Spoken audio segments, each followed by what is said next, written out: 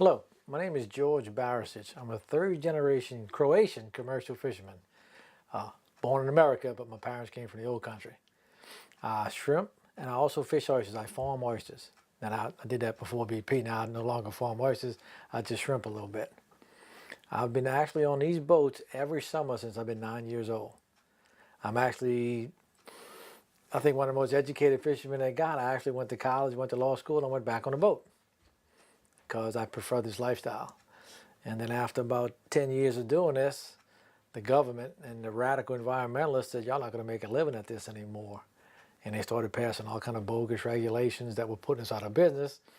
So I used what I learned in law school to come back and stand up. I was 29 years old, actually going to DC, one of the youngest commercial fishermen advocates, whatever you put. And my dad had diabetes, you know.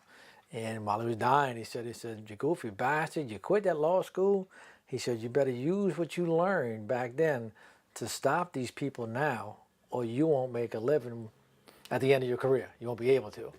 So after he passed, that's what I did. I started advocating, started the United Commercial Fishermen's Association. I was born and raised in Araby, Louisiana. The area that we're in right now where my boats are stationed at is Wyclosky or Shell Beach. I've been working out of here since I've been 11 years old. It's an area that we catch shrimp, crabs, fish, and oysters real close. It's a godsend. That's why they call this a sportsman's paradise. You know, so that's why people come to Louisiana, come to New Orleans, because the seafood is an hour away. You know, so you ever come down here and eat what I catch, you're not going to go to Red Lobster anymore. Since the worst oil spill in history hit this area, and actually the effects hit this area, nobody works anymore. I used to run 3 boats with a full crew all year between the shrimp and the oysters. Now I run 1 boat 6 or 8 months out the year. There's no money to be made. My oysters are totally shot. I'm 93% off from oyster production. The state ground, which belongs to the state and we usually fish, it's 97% off. This year here, the area where I predominantly fish for the oysters didn't even open. That's how bad it was. Now, shrimp production in my area is still down 40%.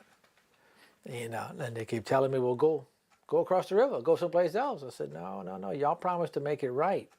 Make it right to where I catch shrimp and fish and crabs and oysters like I've been doing in the same place for 45 years. Not telling me I got to go in the Gulf across the river.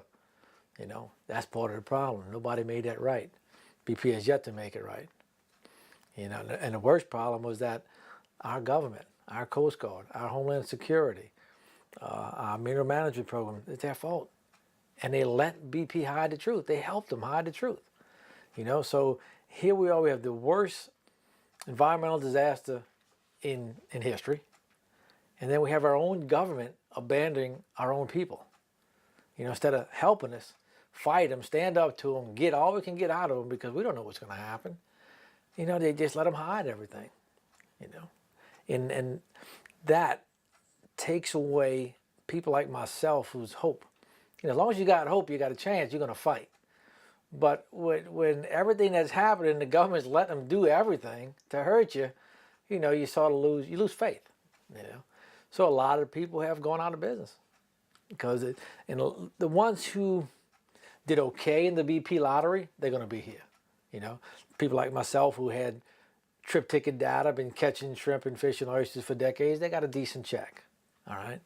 But there's a lot of people who didn't. A lot of people just got into the business. A lot of people who are suffering from the hurricanes never got back. So they got booted out the system. So they gone, you know?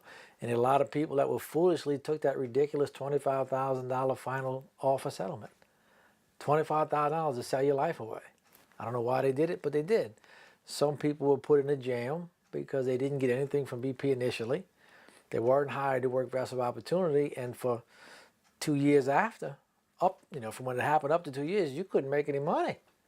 As good as I am, I couldn't show a profit.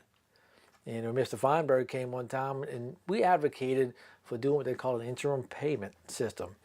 You show paperwork for 90 days of what you caught the year before, years before, and they'd pay you all the way till they fixed it.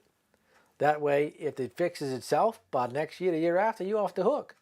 But if it doesn't fix itself for 20 years, you still got to pay me.